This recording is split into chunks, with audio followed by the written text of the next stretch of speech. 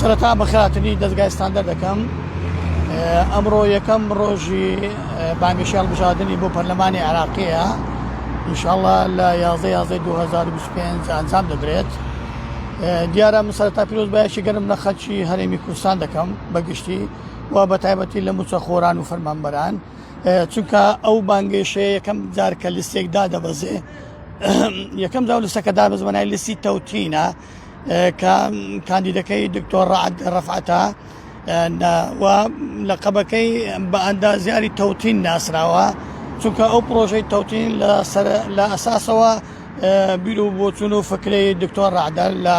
محکەمەی فیدرالیە. بۆیە ئێمە دەبێ وەکو خەڵکی هەرێمی کوردستان بەگشتی وە خەڵکی هەولێر بەتایبەتی وە بەتایبەتیش موچەخۆران و فەرمانبەران دەبێ ئێمە زۆر بێن پشتیوانی ئەو لیستە بکەین، چونکە ئەو لیستە بەڕاستی لیستێکە دوو لە لیستی حیزبایەتیە، بۆ یەکەمین جارە لیستی خەڵکە تەنها لە پێناوی خەڵکەوە لە بەرژەوەندی خەڵکەوە دروست بووە و بە تایبەتی ئەو لیستە کاری تایبەتی بە دەرەجی یەک لەسەر تەوتینکردنی موچەی فەرمانبەرانە. خۆشتان دەزانم فەرمانبەران ئێمە لە ڕابردووە چەندە عەزابمان کێشاوە لەژێر سایەی ئەم دەسەڵاتە گەندەڵ و دز و مافیانە، بۆیە لەسەر ئێمە بەڕاستی واجبە ئێمە دەبێت پشگیرە و لیستە بکەین و دەبێت بچینە سەر سندوقەکانی دەنگدان لە ڕۆژی 11/11/2025 چونکە تەنها ئەو لیستە جێگای ئومێد بەخشە بۆ ئێمە بۆ فەرمانبەران و منیش یەکێکم لەو خانەنشینانەی کە هاتوومە ئێرە بەڕاستی پشگیری ئەو لیستە دەکەم و ئەو لیستە کە دکتۆر ڕەعەد کە